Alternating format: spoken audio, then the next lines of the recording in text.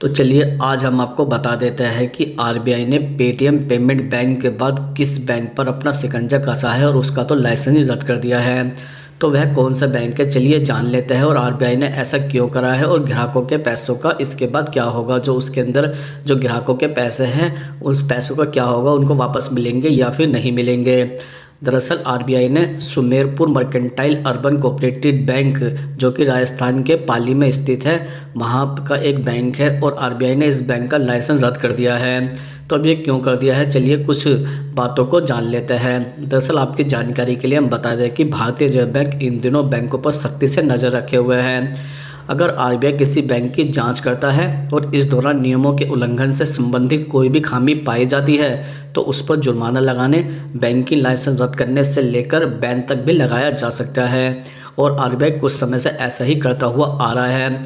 अब आरबीआई ऐसा क्यों करता है, दरअसल आरबीआई ऐसा इसलिए करता है ताकि बैंक अपनी मनमानी ना कर सके और जो कस्टमर का पैसा है उस पैसे को इधर उधर ना खर्च करे और खर्च भी करे तो जो नियम है उसके अनुसार ही करे।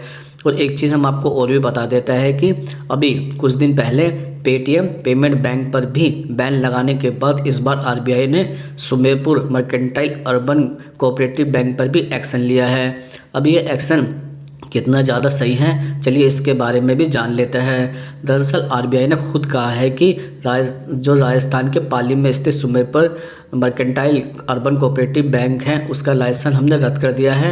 यह कारण है जो बताया है बैंक ने, जो आरबीआई ने कारण बताया है वो यह बताया है कि इस बैंक के पास पर्याप्त पूंजी और कमाई की संभावना नहीं थी। मतलब इसके पास अब वो पूंजी नहीं थी कि वो जिससे कि अपना जो है इस जो कमाई कर सके। हम आपको बता देते हैं कि बैंक कमाई किस चीज़ से करता है, लोन देने से करता है और लोन वापसी हो जाए तो उससे बैंक की कमाई होती है। लोन तो दे देता है लेकिन वापसी नहीं होता, एनपीए हो जाता है, उसकी वजह से यह कमाई रुक जाती है। तो आरबीआई ने यही कहा है कि इस बैंक के पास ना तो पर्याप्त पूंजी बची थी और ना ही कमाई की कोई संभावना भी बची थी।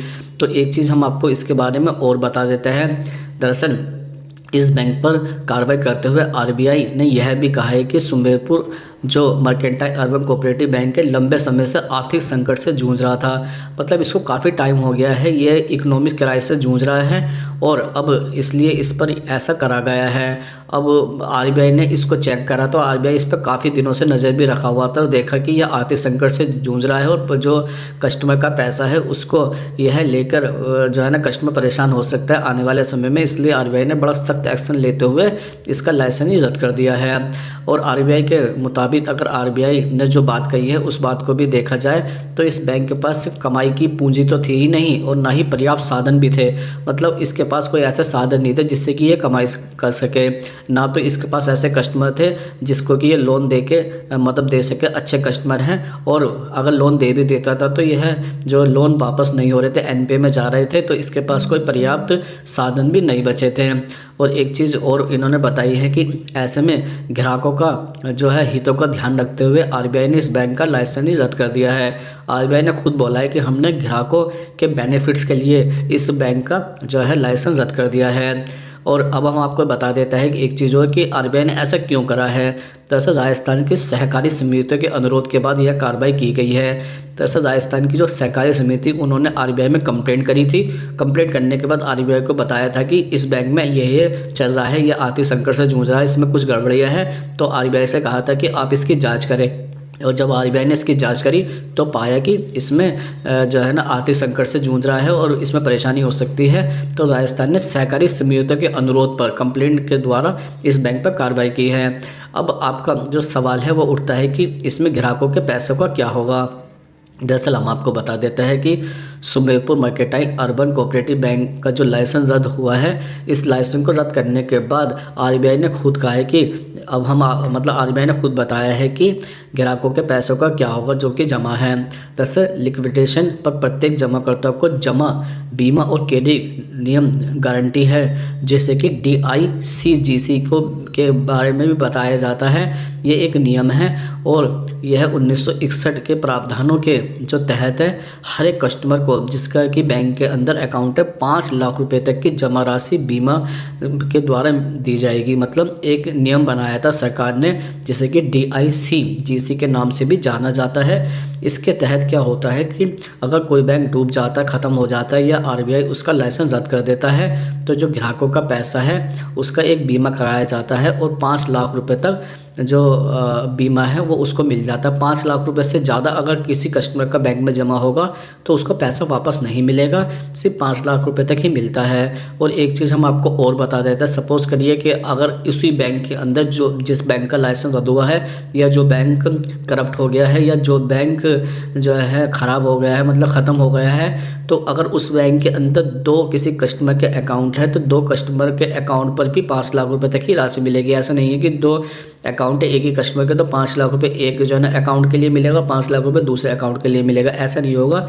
सिर्फ एक कस्टमर को एक ही मतलब 5 लाख रुपए तक ही राशि मिलेगी। उससे ज़्यादा अगर बैंक के अंदर आपके पैसे जमा है तो वो वापस नहीं मिलते हैं। और RBI ने यह साफ भी कर दिया, मतलब RBI ने यह बोल भी दिया है कि 99.13% जो है बैंकों में जिन लोगों का पैसा जमा था उनको वापस मिल जाएगा। मतलब इस बैंक छोटा बैंक था तो इस बैंक में 99.13% लोगों का पैसा इस वाली स्कीम के द्वारा वापस ही मिल जाएगा।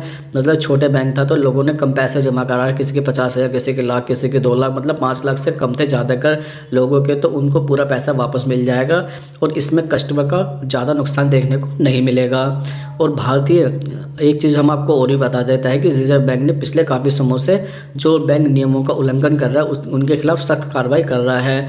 अब ये सख्त कार्रवाई क्यों कर रहा है? वो इसलिए कर रहा है कि RBI ने पहले भी बोला है कि RBI चाहता है कि जितने भी इंडिया के अंदर, भारत के अंदर बैंक हैं, उन बैंक को कस्टमरों के हित में काम करना पड़ेगा और अगर वह कस्टमरों के हित में काम नहीं करेंगे तो RBI उनके खिलाफ सख्त कार्रवाई करेगा। या फिर जो RBI की गाइडलाइंस है, जो RBI ने गाइडलाइंस बनाकर बैंकों को दे रखी है, एक चीज़ बता देता है कि सारे बैंक RBI की गाइडलाइन के अनुसार ही चलते हैं।